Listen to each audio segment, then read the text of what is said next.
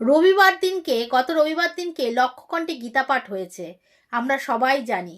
আর ভগবানের লীলা যে অপার সেটা সেই ব্রিগেড ময়দানে এই ভক্ত বুঝিয়ে দিয়েছে।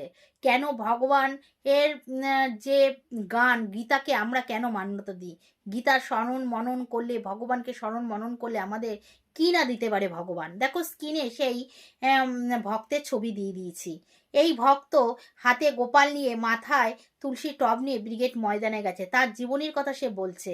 সে একবার এক মন্দিরে গিয়েছিল, আর সেখানে তার একটা লাড্ডু গোপাল নেওয়ার খুব ইচ্ছা ছিল, কিন্তু পুরোহিত তার অর্থ ছিল না, মানে নিতে পারতো না। পুরোহিত তার হাতে একটি লাড্ডু গোপাল তুলে দিয়েছিল। তখন সেই ভক্ত বলেছিল, তুমি যে আমাকে গোপাল দিলে, আমার তো তেমন অর্থ নেই, আমি কিভাবে এই গোপাল সেবা করব।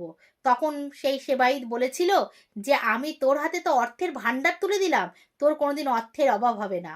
গোপালকে নিয়ে গেল, কিন্তু সে ঠিক মতো সেবা দিতে পারতো না, জামা পরাতে পারতো না, ভালো মন্দ দিতে পারতো না, কুঁড়ে ঘরের মধ্যে থাকতো। তখন গোপাল তাকে স্বপ্নে বলতো, আমাকে ভালো জামা দে, ভালো খেতে দে। তখন সেই ভক্ত কেঁদে বলতো, আমি কোথার থেকে দেব, তোমার খাবার তুমিই জোগাড় করে নাও। তারপরে সে বলছে, আমি কুঁড়ে ঘরে থাকতে পারি না, আমার অট্টালিকা চাই। বলছে, আমি অট্টালিকা কোথার থেকে দেব, তুমি ব্যবস্থা করে নাও।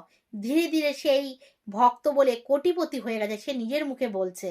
এই ভিডিওটা আছে, তোমরা গিয়ে দেখবে। সে কোটিপতি হয়ে, তার এখন কোনো অভাব নেই। তাহলে ভগবানকে ডাকলে, ভগবানের সেবা পুজো, ভগবানের বিশ্বাস করলে আমরা অনেক কিছুই পেতে পারি। তাই বলে বলছি না যে তোমরা করো, তোমাদের অনেক অর্থ আসবে। এই কথা যদি বলি তাহলে তুমি লোভে পড়ে করছো। লোভে পড়ে করলে কখনো ভগবান তোমাকে সেই বস্তু দেবে না, কেন লোভ থেকে তোমার পাপ জন্মাবে। সেই পাপ কর্ম ভগবান কোনোদিন করতে তোমাকে দেবে না। কিন্তু তার মনে ভক্তি ছিল, ভক্তিতেই সে এত কিছু পেয়েছে। তার এই ভিডিওটা একটু বেশি করে শেয়ার করে দেবে, সবার কাছে যেন এই ভিডিওটা পৌঁছায়। তাহলে ভগবানের প্রতি এই যে গোপাল এখনো লীলা করে, সেই লীলা তোমরা সবাই জানতে পারবে।